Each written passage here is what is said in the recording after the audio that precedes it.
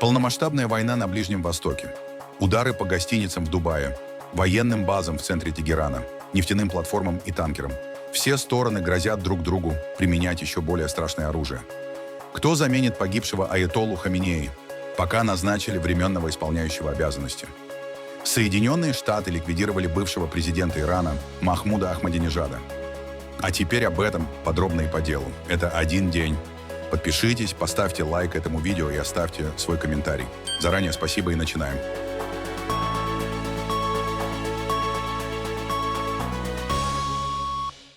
Соединенные Штаты не планируют сухопутной операции в Иране. CBS News сообщает, что администрация Дональда Трампа делает ставку на длительную авиационную и морскую кампанию, цель которой – сломать ядерные амбиции Тегерана и уничтожить его ракетный арсенал. Размещение американских войск на территории Ирана не предусмотрено, кроме редких поисково-спасательных операций. Приоритет по-прежнему остается на удары по ракетным объектам и высшему руководству, включая нового аятоллу, если его успеют избрать. С момента первых атак в субботу утром по всей стране были поражены десятки городов, сосредоточенных на центре и северо-западе Ирана, а позднее на юге. Израильские ВВС уничтожили иранские боевые самолеты на авиабазе в Тибризе.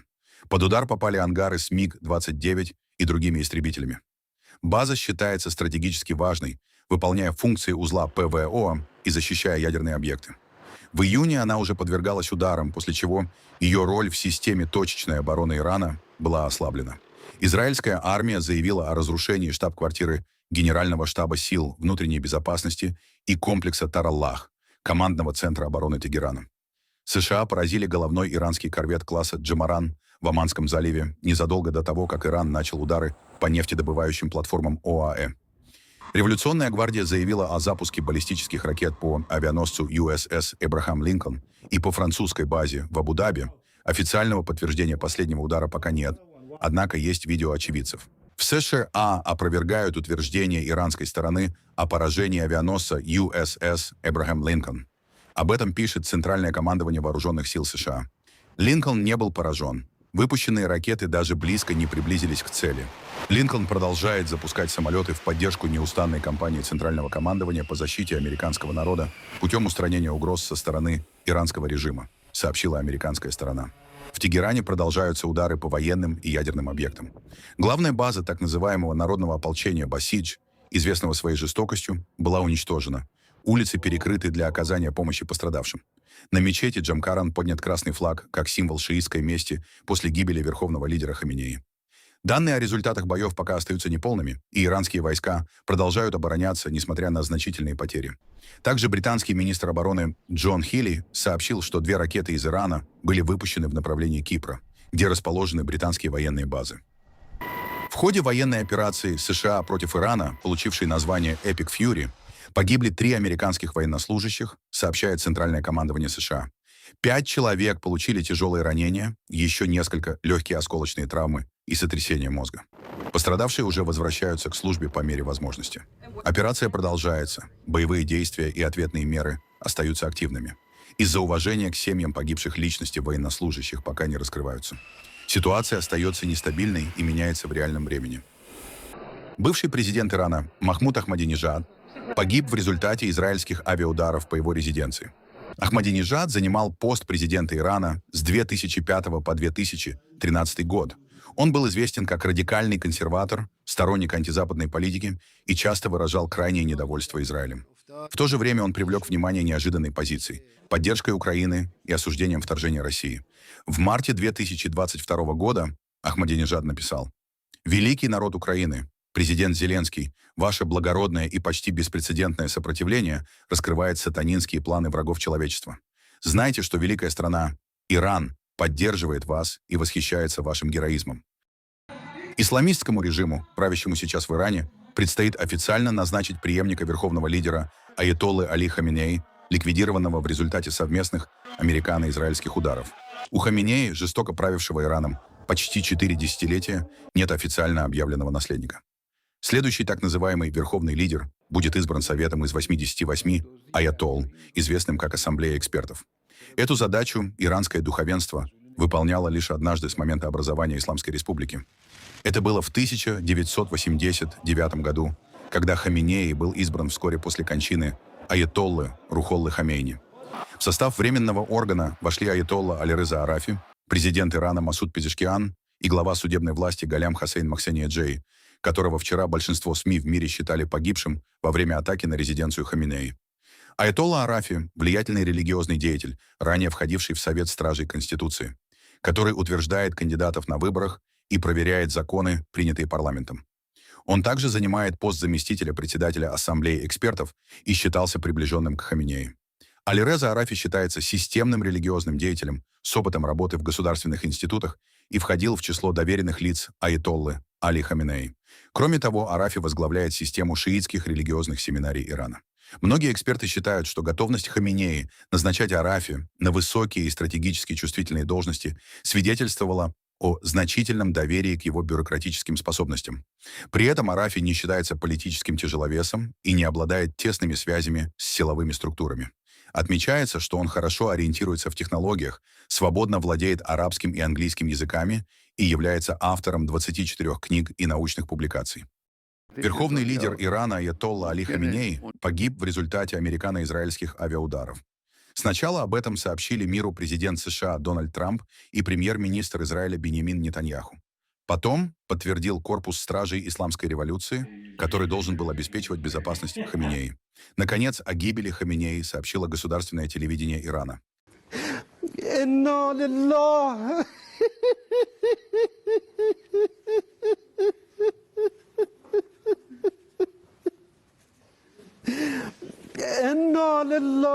Поистине мы принадлежим Аллаху и к Нему возвращаемся. После жизни, полной джихада, хусейновского духа, непрерывной и неутомимой борьбы, возвышенная и небесная душа несгибаемой горы Вилаята, любящий отец уммы, лидер и имам мусульман, его светлость, великий аятолла Сайед Али Хосейни Хаминеи, на пути возвышения знамени Исламской Республики, Иран испил сладкую чашу мученичества и присоединился к высшему из миров. Велик и непобедим Аллах с героическим и творящим историю народом Ирана, чтобы довести до конца завет, заключенный с их имамом, вплоть до окончательного пришествия. Несомненно, в этот исторический момент полюс мироздания, его светлость, Багиетуллах Аль-Азам, да будут души наши выкупом за прах у его ног, наш владыка будет покровительствовать своему угнетенному и избранному народу, чтобы полностью, следуя законному и шариатскому вали-факиху, завершить оставшийся путь к вершине славы в единстве и мощи и передать знамя революции в достойные руки.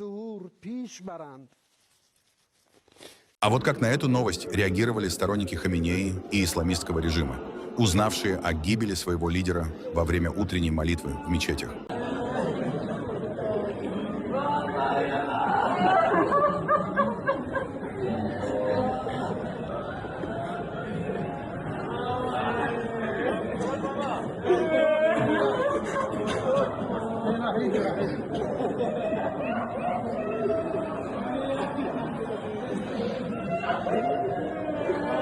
Тело 86-летнего Хаминеи было извлечено из-под завалов резиденции в Тегеране еще утром 28 февраля, вскоре после ударов по резиденции.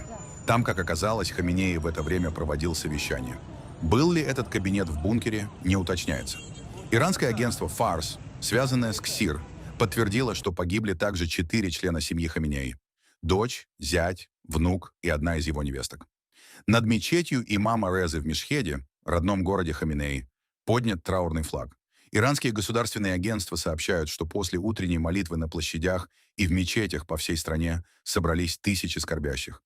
Самый большой траурный митинг по Аятолле прошел на площади Энгелаб в Тегеране. Вот как это было.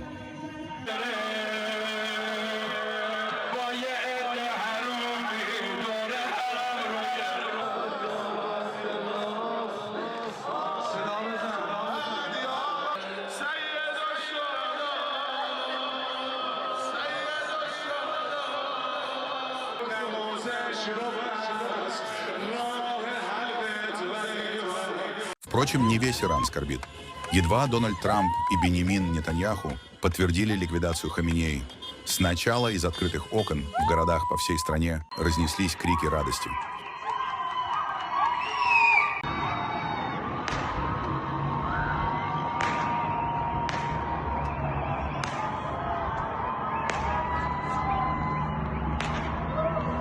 И вскоре на улицы иранских городов вышли сотни тысяч людей.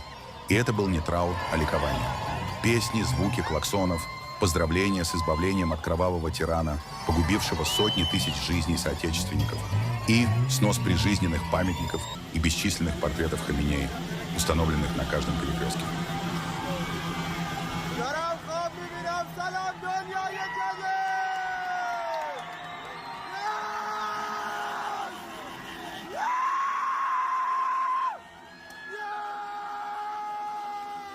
По данным The New York Times, ЦРУ точно установила местонахождение Али Хаминеи незадолго до удара США и Израиля. Аятоллу отслеживали в течение нескольких месяцев с лета 2025 года. Затем американская разведка получила информацию, что утром в субботу, 28 февраля, в правительственном комплексе в центре Тегерана запланировано совещание высшего иранского руководства. Около 6 утра с израильских баз поднялись истребители. По информации The Wall Street Journal, они сбросили на резиденцию Хаминеи 30 бомб. В ходе первого удара операции Цахал ликвидировал 40 командиров и высокопоставленных представителей иранского режима за 1 минуту. Теперь можно сообщить, что в результате мощного и точного удара самолетов ВВС при точном разведывательном наведении военной разведки Оман был ликвидирован главный организатор массовых убийств и автор программы уничтожения Израиля Али Хаминеи. Хаминеи десятилетиями возглавлял иранский террористический режим и руководил террористическими действиями против государства Израиль и всего западного мира. Он был головой иранского спрута. Именно он направлял его террористические щупальца по всему Ближнему Востоку, и на его руках кровь убитых и зарезанных в ходе нападения 7 октября. Также сообщается, что операцию по устранению аятоллы Хаминеи, как и захват бывшего президента Николаса Мадуро, Пентагон рассчитывал и планировал с помощью модели искусственного интеллекта Клода. Протесты против устранения Хаминеи проходят в нескольких странах, в частности в Багдаде и нескольких городах Пакистана. Сообщается, что официальные соболезнования в связи с гибелью аятоллы Хаминеи пока высказал только Владимир Путин. Владимир Путин заявил президенту Ирана Масуду Пезешкиану, что убийство Али Хаминеи было совершено с циничным нарушением всех норм человеческой морали и международного права. А тем временем отдельные россияне несут цветы к посольству Ирана в Москве. К середине дня на решетке можно было увидеть несколько букетов гвоздик. Сочувствующие москвичи в интервью искренне удивляются. Как можно вот так бомбить города и убивать детей? Уточняя, что это они об Иране. Очень жалко, столько детей погибло. Это же просто бесчеловечно. Как так можно? Такая страна красивая, такие мечети. Как можно это все разрушить и вот бомбить? Я не понимаю. В прошлом году мы на автомобиле ездили в Иран, объехали весь Иран. Прекрасная страна, прекрасные люди. Удивительно. А люди Слов какие нет, добрые. слов нет вот этой агрессии, чтобы ее оценить. По меньшей мере 9 человек погибли в пакистанском городе Карачи, когда протестующие прорвали внешнюю стену консульства США после сообщения об ударах по Ирану и гибели аятоллы Али Хаминеи. По данным полиции, еще 34 человека получили ранения.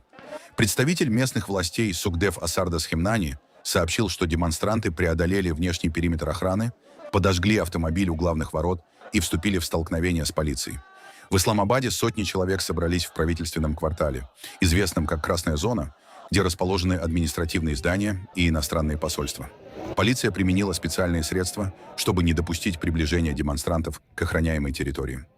В Багдаде иракские протестующие собрались у зеленой зоны, где находится посольство США, осуждая убийство верховного лидера Ирана Али Хаминеи в результате ударов по Тегерану.